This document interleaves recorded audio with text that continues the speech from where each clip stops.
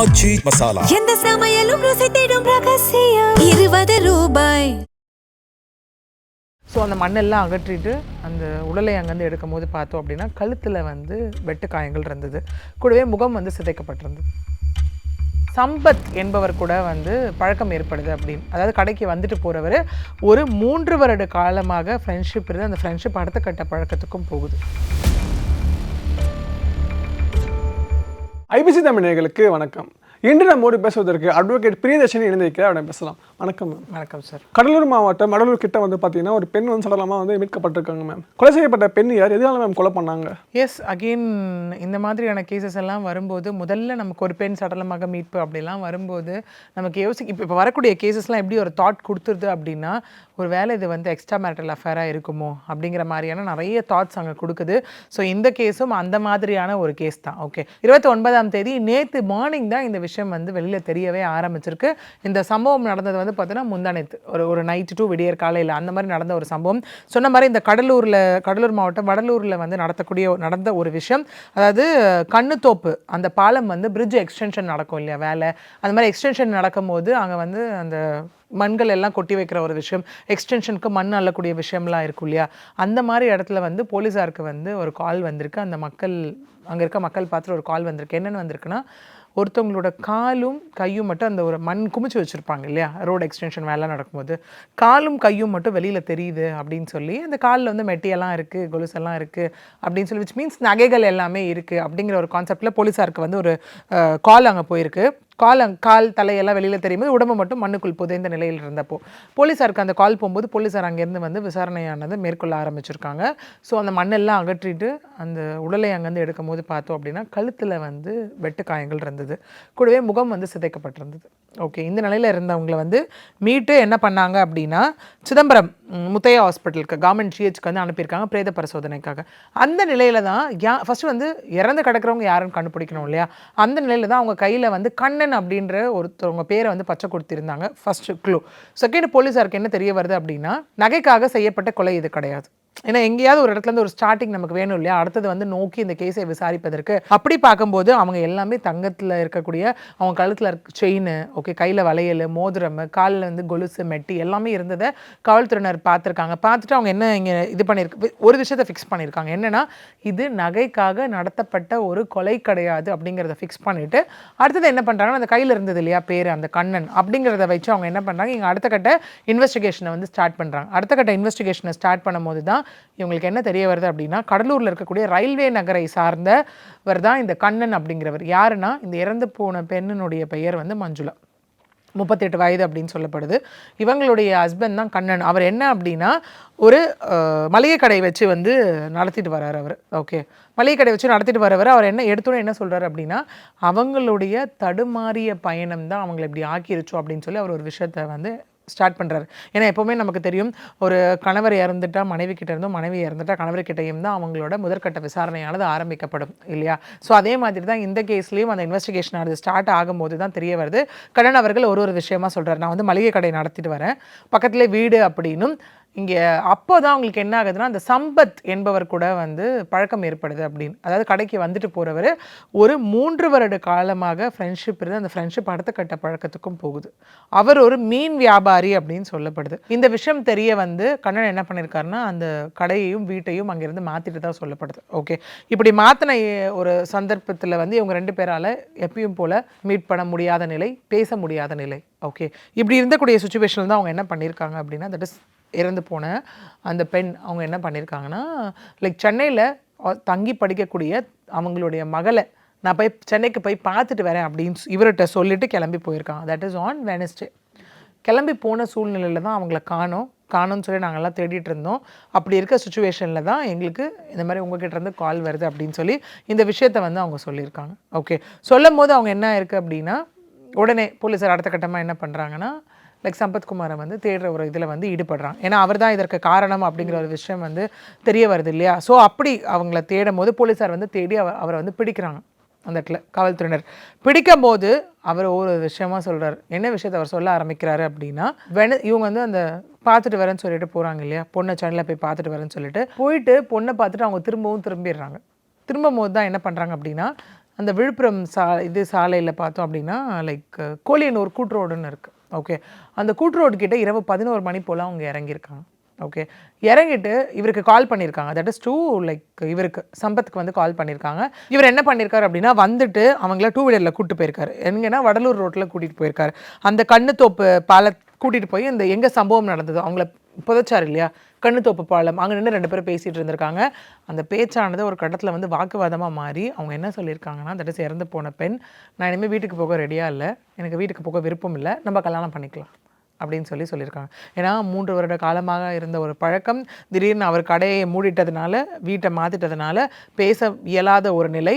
அதனால் இனிமேல் நான் அவங்க கூட தான் இருக்கணும், அதனால் நம்ம வந்துட்டு கல்யாணம் பண்ணிக்கலாம் அப்படின்னு சொல்லும்போது அவர் அதை வேணான்னு சொல்லியிருக்கார். திரும்ப வாக்குவாதம் அந்த இடத்துல நடக்கும்போது என்ன பண்ணியிருக்காருன்னா, அவங்க போட்டிருந்த ஷாலையே எடுத்து வாயை கட்டியிருக்காரு. இதெல்லாம் அரெஸ்ட் ஆன அந்த சம்பத் சொன்ன லைக் கன்ஃபெஷன் ஸ்டேட்மெண்ட், வாக்குமூலங்கள். ஓகே, நான் வந்து கத்தக்கூடாதுன்னு சொல்லிட்டு அந்த ஷால் எடுத்து வாயில் கட்டிட்டு அவர் அந்த மீன் வெட்டக்கூடிய கத்தி வச்சுருப்பார்ல, அதை வச்சு கழுத்தில் ஃபுல்லாக வெட்டியிருக்கார் சரமாரியா. வெட்டிட்டு அடையாளம் தெரியக்கூடாது அப்படிங்கிறதுக்காக முகத்தை கல்லால் சதைச்சிட்டு தான் என்ன பண்ணியிருக்காரு அப்படின்னா, அங்கே இருந்தக்கூடிய அந்த மணல் குமிச்சு வச்சுருப்பாங்க இல்லையா, அந்த மணல் அவங்கள வந்து அந்த பள்ளம் தோண்டி போட்டு மேலே மணலை போட்டுட்ருக்கார். ஓகே, போட்டுட்டு அதுக்கப்புறம் என்ன சொல்லியிருக்காருங்க அப்படின்னு பார்த்தோன்னா, என்ன அந்த கத்தி இருக்கு இல்லையா, அதாவது அவர் கொலை பண்ண யூஸ் பண்ண அந்த கத்தி, அதை வந்து சேப்பலாநத்தம் அந்த போகிற வழியில் இருக்கக்கூடிய முட்புதரில் வந்து கத்தியை தூக்கிட்டு போட்டுட்டு எதுவும் தெரியாத மாதிரி அவர் போயிட்டார். அதுக்கப்புறம் தான் போலீஸ் வந்து ட்ரேஸ் அவுட் பண்ணி இந்த இடத்துல வந்து காவல்துறையினர் வந்து பிடிச்சிருக்காங்க ஒன்று. ஸோ இதுக்கிடையில் எப்படி இவங்களோட இது வந்து வெளியில் தெரிய வந்துச்சு என்ன ஏது அப்படின்னு பார்த்தோன்னா, அந்த புதரில் அவர் புதைச்சார் இல்லையா, அப்போது அந்த பகுதியில் இருக்கக்கூடிய நாய்கள் எல்லாம் வெளியே இழுத்து போட்டிருக்கு. ஓகே, இழுத்து போடும்போது தான் அவங்களோட தலை அண்ட் கால் தெரியுதுன்னு சொல்லி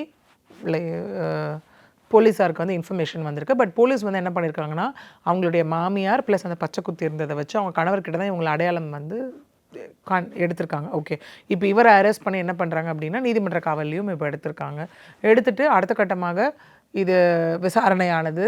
இது இவர் பிளான் பண்ணி வர வச்சதா இல்லை ஸ்பாட்டில் நடந்தது, அவருக்கும் குடும்பம் இருக்கா, அவரும் திருமணமானவரா அப்படிங்கிற விஷயம் அடுத்த கட்ட இன்வெஸ்டிகேஷன்ஸ் எல்லாமே நமக்கு அப்போ தான் தெரிய வரும். ஆனால் இவங்க தான் ஃபோர்ஸ் பண்ணியிருக்காங்கல்ல மேம்?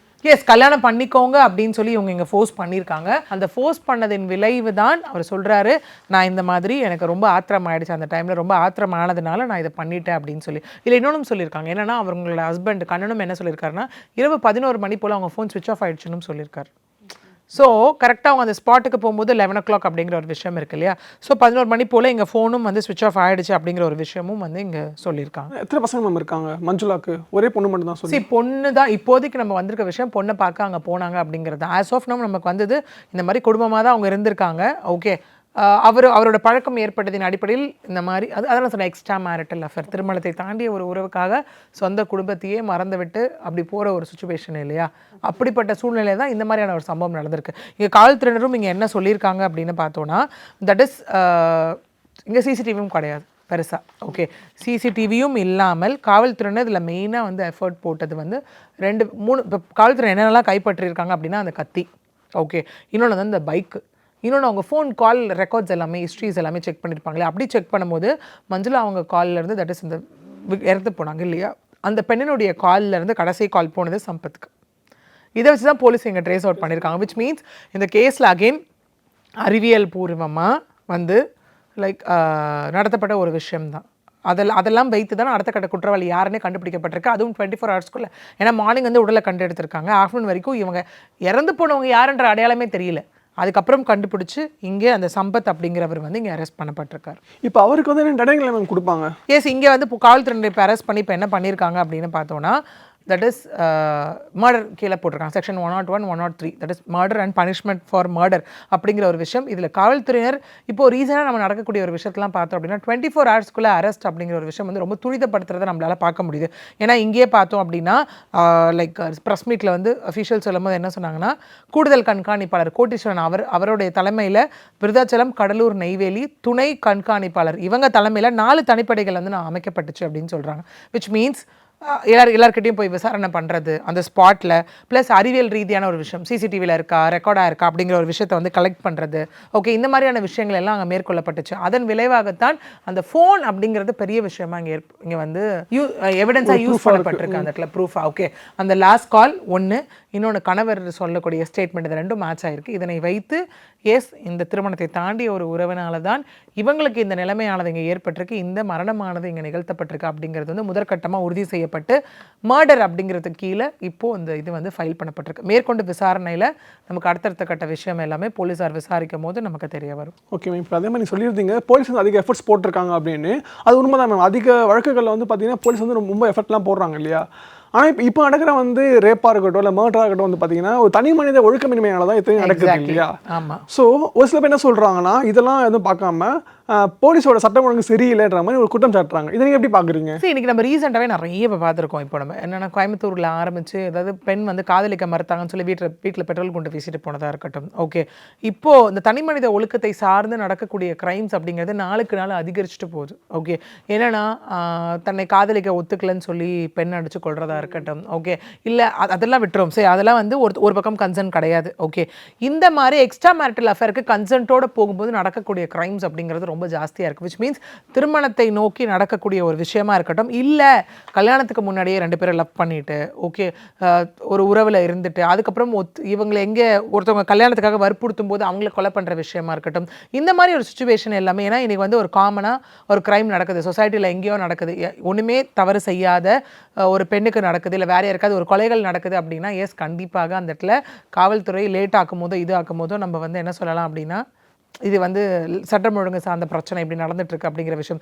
இந்த விளாத்திக்குளம் இன்சிடென்ட் மாதிரி, சூலூர் இன்சிடென்ட் மாதிரி, இல்லை இப்போ நமக்கு ரீசெண்டாக அரெஸ்ட் பண்ணப்பட்ட கவின் அவர் விஷயம், இல்லை கஸ்டோடியல் டெத் மாதிரியான விஷயங்கள், கொள்ளை அந்த மாதிரி விஷயத்தில் நம்ம சொல்லலாம். இது என்னென்னா ஒருத்தர் பிட்வீன் 2 persons இது வந்து எக்ஸ்ட்ரா மேரிட்டல் அஃபேர் அப்படின்னு போகும்போது இன்றைக்கி அது உச்சபட்சமாக எப்படி ஆயிடுச்சு அப்படின்னா, ஒன்று வந்து சூசைடல் வரைக்கும் போகிறது, இல்லைனா கொலை அப்படிங்கிற வரைக்கும் போயிடுச்சு. முன்னெல்லாம் எப்படி ஆகுனா, லைக் ஹஸ்பண்ட் அண்ட் ஒய்ஃப் இருப்பாங்க, டிவோர்ஸ் வாங்குறதே ஒரு பெரிய கஷ்டமான விஷயமா இருந்தது. அதுக்கப்புறம் எஸ், டிவோர்ஸ் வாங்கப்பட்டது இல்லையா?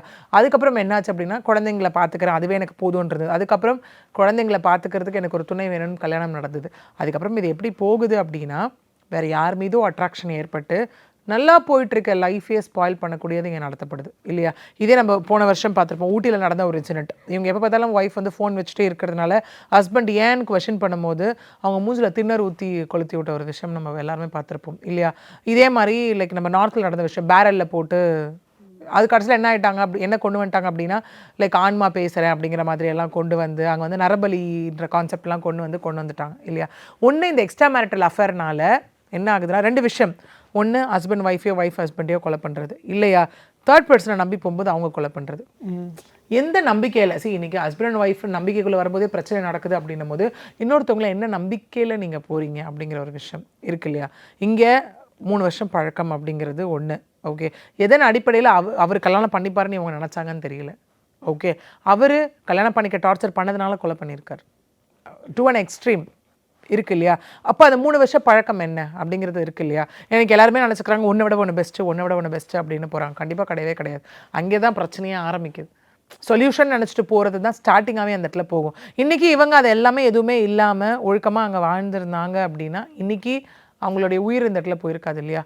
ஸோ எக்ஸ்ட்ரா மேரிட்டல் அஃபேரோட விளைவு ஒன்று ஸ்பௌஸை கொலை பண்ணுறது, இல்லை யாரை நம்பி போகிறாங்களோ அவங்களால கொலை ஆக்கப்படுறது அப்படிங்கிறது இன்றைக்கி ரொம்ப அதிகரிச்சுட்டு இருக்கிறது அப்படிங்கிறது இந்த மாதிரியான சம்பவத்தில் நம்மளால் பார்க்க முடியுது. எஸ், இங்கேயும் போலீஸ் அரெஸ்ட் பண்ணிட்டாங்க. அரெஸ்ட் பண்ணி அவரை வந்து கோர்ட்டில் ப்ரொடியூஸ் பண்ணுவாங்க. அடுத்தது வந்து எல்லாத்தையும் கலெக்ட் பண்ணி இல்லை வேறு ஏதாவது காரணங்கள் இருக்கானும் தெரிய வரப்போகுது. சம்பந்திக்காச்சும் ஃபேமிலி இருக்காங்க அவங்களுக்கும் அதுவும் தெரிய வரல இது வரைக்கும். ஏன்னா இப்போ தான் நடந்திருக்கு, விச் இஸ் அண்டர் இன்வெஸ்டிகேஷன் அப்படிங்கிறதுனால நமக்கு ப்ரிலிமினரி இன்ஃபர்மேஷன் அப்படிங்கிறது இந்த நம்ம இப்போ டிஸ்கஸ் பண்ண இன்ஃபர்மேஷன்ஸ் மட்டும்தான் இல்லையா? ஸோ அடுத்த கட்டமாக தான் அவருக்கும் எதாவது ஃபேமிலி இருந்ததா, ஃபேமிலிக்கு இதை பற்றி தெரியுமா அப்படிங்கிற விஷயம் எல்லாமே நமக்கு வந்து இந்த இடத்துல தெரிய வரும். இப்போ இந்த அஃபேர் வந்து கணவன் கண்டிச்சாரா மேம் முன்னாடியே? கண்ணன் அவர்கள். இப்போ அவர் அந்த கணவர் வந்து சொன்ன விஷயம் எப்படி இருக்கு அப்படின்னா, இந்த மாதிரி அவங்களுக்கு ஒரு பழக்கம் இருந்தது, அந்த பழக்கத்தின் அடிப்படையில் தான் நான் வந்து அந்த லைக் கடையை மூடிட்டு மாற்றிட்டு வந்தேன்ற மாதிரி ஒரு விஷயம் கண்டிப்பாக நடந்திருக்கும்ல. அது நமக்குன்னு குழந்தை இருக்கா, காலேஜ் வயசுல வந்து படிக்கக்கூடிய வயசுல பெண் இருக்காங்க, இதெல்லாம் வேண்டாம் நம்ம வாழ்வோம் அப்படிங்கிற மாதிரி கண்டிப்பாக அவங்களுக்குள்ள ஏதாவது பேச்சுகள் நடந்திருக்கலாம் இல்லையா? ஏன்னா இந்த மாதிரி போகும்போது இல்லை எனக்கு அங்கே பேச்சு நடந்துருச்சு, இந்த மாதிரி எனக்கு மேபி அங்கே வந்து இந்த வெளியே விடாமல் என்னை இது பண்ணாமல் அந்த மாதிரி விஷயங்கள் எல்லாம் இங்கே நடக்குது, குழந்தைங்களுக்காக என்னை வந்து அவர் இந்த மாதிரிலாம் இருக்க சொல்கிறார் இந்த லைஃப்பில் அப்படின்ற ஒரு விஷயம் கூட இங்கே பகிரப்பட்டிருக்கலாம் இல்லையா? ஏன்னா நம்ம என்ன வேணால் பேசியிருக்கலாம், என்ன வேணால் நடந்திருக்கலாம் அவங்களுக்குள்ள. அதுதான் வாக்குவாதமாக முற்றி போய் இங்கே நடந்திருக்கு.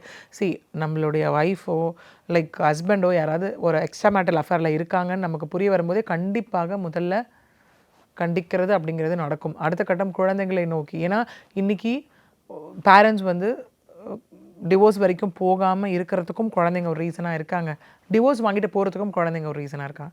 ஏன்னா ஒருத்தருக்குள்ள அந்த டொமஸ்டிக் வயலன்ஸ்ன்றலாம் இருக்கும்போது இதை பார்த்து வளரும் போது குழந்தைங்க கெட்டு போயிட போகிறாங்கன்ற டிவோர்ஸ் ஆஸ்பெக்ட்டுக்கும் போகிறாங்க.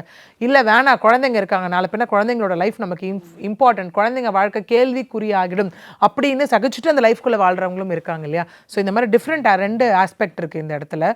இதில் நமக்கு அடுத்த கட்டமாக என்னதான் முக்கிய காரணம் ஆஸ் அ ஃபஸ்ட்டு இன்ஸ்டன்ஸ் நமக்கு இதான் ரீசன்னு தெரிய வந்திருக்கு. அடுத்த கட்டமாக போகும்போது தான் நமக்கு என்ன ரீசன் அப்படிங்கிறதே தெரிய வரும். ஸோ சொன்ன மாதிரி இந்த எக்ஸ்ட்ரா மேரிட்டல் அஃபேர் தனி மனித ஒழுக்கம் அப்படிங்கிறது எஸ் கவர்மெண்ட்டோ லைக் போலீஸ் அஃபிஷியலோ அடுத்தது கோர்ட்டுக்கு போகும்போது அதுக்கான லீகல் விஷயம் நடக்க தான் போகுது. பட் சேஞ்சஸ் எங்கே வரணும் அப்படின்னா இந்த மாதிரி இடத்துல அவங்கவுங்க கிட்டேருந்து வரும்போது தான் இந்த மாதிரியான ஒரு க்ரைம்ஸை வந்து நம்ம இனிமேல் அட்லீஸ்ட் படிக்காமையோ கேட்காமையோ நம்மளால் இருக்க முடியும். முக்கியமாக வந்து இது மாதிரி விஷயங்கள்னால குழந்தைகளோட மனநிலை எந்த அளவுக்கு பாதிக்கப்படுதுன்னு நினைக்கிறீங்க நீங்கள்? இங்கே பார்த்தீங்க அப்படின்னா எந்த ஒரு விஷயம் நடந்தாலும் psychological trauma at the end of the day இங்கே பாதிக்கப்பட போகிறது குழந்தைங்களாக தான் கண்டிப்பாக இருப்பாங்க. ஓகே, ஏன்னா நாளை பின்ன இப்போ என்ன ஆகும்னு பார்த்துங்களேன், அந்த குழந்தைங்க மேலே நாளைக்கு என்ன மாதிரியான ஒரு விஷயம் திணிக்கப்படும், என்ன மாதிரியான ஒரு விஷயங்கள் வந்து இங்கே கேள்வி கேட்கப்படும் அப்படின்னு நம்ம பார்த்தோன்னா, உங்கள் அம்மா இந்த மாதிரி போயிட்டாங்க தானே, இந்த மாதிரி தப்பு பண்ணால் ஆக்சுவலி நம்ம பேசும்போது நம்ம ரொம்ப டீசெண்டான இதில் சொல்கிறோம். பட் அந்த குழந்தைங்க மீது அந்த மாதிரி ஒரு கேட்க முடியாத வார்த்தைகள், கேட்க முடியாத சொற்களால் அந்த குழந்தைங்க மேலே கண்டிப்பாக ஒரு ஐடென்டிட்டி அங்கே க்ரியேட் பண்ணப்படும் இல்லையா? நாளைக்கு இதே அந்த பெண் குழந்தை இருக்குது, பெண் குழந்தையோட வாழ்க்கை அப்படின்னு போகும்போது நாளைக்கு என்ன ஆகும், உங்கள் அம்மா இந்த மாதிரி பண்ணிட்டு போனவங்க தானே, இந்த மாதிரி இது தானே அப்படிங்கிற ஒரு விஷயம் வந்து கண்டிப்பாக அங்கே சொல்லப்படும். ஒன்று. ரெண்டாவது, இந்த டிவோர்ஸ் வாங்கிட்டு அடுத்த லைஃப்குள்ளே போகிறதோ இந்த எக்ஸ்ட்ரா மேரிட்டல் அஃபேர்க்குள்ளே போகும்போதாக இருக்கட்டும், அந்த குழந்தைங்களோட மனநிலைமை தான் ரொம்ப கஷ்டமான மனநிலைமை இல்லையா? அதில் வந்து அவங்க ஏற்றுக்கிறதுக்காக இருக்கட்டும், இல்லை நல்லா பார்த்துக்கிட்டாங்கன்னா ஓகே, இல்லை அந்த பயாஸ்டான ஒரு ஃபீச்சர் அந்த இடத்துல வரும்போது அது பாதிக்கப்படுறதும் அந்த குழந்தைங்க தான். ஏன் நம்ம வந்து திரும்ப சொல்கிறோன்னா, இன்றைக்கி நீங்கள் ஒரு கிரிமினல் ஹிஸ்ட்ரியை எடுத்துக்கிட்டோம் அப்படின்னா சைக்கலாஜிக்கல் ஆஸ்பெக்டில் இந்த ஜுவனல்ஸ்லாம் நிறைய தப்பு பண்ணிட்டு உள்ளே போகிறாங்கல்ல, அதில் கண்டிப்பாக அந்த ஃபேமிலி ஹிஸ்ட்ரி ஆர் பேக்ரவுண்ட் ஏதாவது ஒன்று இருக்கும். ஓகே, இப்போது டொமஸ்டிக் வயலன்ஸே இருக்குது, ஒரு ஹஸ்பண்ட் வந்து ஒய்ஃப் மேலே வந்து ரொம்ப அசிங்கமாக பேசுகிறது அடிக்கிறதுன்னு இருந்தாங்கன்னு வச்சுக்கோ, அந்த வீட்டில் பார்த்து வளரக்கூடிய பிள்ளைகளும் அதே மாதிரி இருக்கக்கூடிய சான்சஸ் நிறைய இருக்குது இல்லையா? அதை பார்க்கக்கூடிய ஆண் பிள்ளைகளுக்கு என்ன மனசில் செட் ஆகும் அப்படின்னா, பெண்களை இப்படி தான் ட்ரீட் பண்ணணும் போல், இதுதான் ஆம்பளத்தனம் போல், இதுதான் ஆண்மை போல் அப்படிங்கிற ஒரு விஷயம் அவங்க மனசில் செட் ஆகும்போது நாளை பின்ன அவங்களுக்கு கூட பிறந்த அக்கா தங்கச்சி மேலேயோ இல்லை அவங்களுக்கு வரக்கூடிய ஒய்ஃப் மேலே இதே ஒரு விஷயத்தை வந்து பண்ணுவாங்க, வாய்ப்புகள் இருக்கு. அது எக்ஸ்ட்ரீமாக கொலையாக கூட போய் முடியலாம் இல்லையா? ஓகே, ஸோ குழந்தைங்க நாளைக்கே ஒருத்தர் ஹஸ்பண்ட் வந்து ஒய்ஃப் ஹஸ்பண்டை விட்டுட்டு போகிறாங்க அப்படின்னும் போது மேரேஜ் மேலே இருக்க நம்பிக்கை போகும். ஓகே, இந்த மாதிரி நடக்கிற ஒரு விஷயமும் அவங்களுக்கு அது ரொம்ப நார்மலைஸ்டாக இருந்தாலும் அவங்க அதை கடந்து போகணும்னு நினச்சாலும் கடந்து போனாலும் இதில் மாட்டிக்கிறது என்னவோ குழந்தைங்க தான், அவங்களுடைய ஃப்யூச்சர் தான் இந்த இடத்துல கொஷனாக ஆகும். பட் சில இடத்துல சகிச்சுக்க முடியாத சுச்சுவேஷன்ஸ் இருக்கும். அப்புறம் ரொம்ப டீசெண்டாக என்னென்னா பேரண்டிங்ன்ற ஒரு கான்செப்டில் போயிடுவாங்க. அந்த இடத்துல வந்து உங்களுக்கு என்ன ஆகுனா, எஸ் அப்பா அம்மா ஒன்றா இருக்க மாட்டாங்களே தவிர்த்து பிரிஞ்சு தான் இருக்க போகிறாங்க, குழந்தைங்களுக்கு உண்டான விஷயம் கிடைக்கும், அவங்க கரெக்டான பாதையில் எடுத்துகிட்டு போகக்கூடிய பேரண்ட்ஸும் இன்றைக்கி கேஸஸும் ஒரு எண்டு கொடுத்து அந்த மாதிரியும் இருக்குது. பட் இந்த மாதிரி இருக்கும்போது குழந்தையோட எதிர்காலம் அப்படிங்கிறது கண்டிப்பாக கேள்விக்குறியாகும். ப்ளஸ் மனதளவில் அவங்க ரொம்பவே பாதிக்கப்படுறது அப்படிங்கிறது தவிர்க்க முடியாத ஒரு விஷயம் தான். ஸோ நிறைய விஷயங்கள் பகிர்ந்துக்கிட்டீங்க, உங்கள் நேரத்தை எங்களுக்காக செலவிட்டது மிக்க நன்றி மேம். நன்றி. எந்த சமையலும் ருசி தேடும் ரகசியம் 20 ரூபாய்.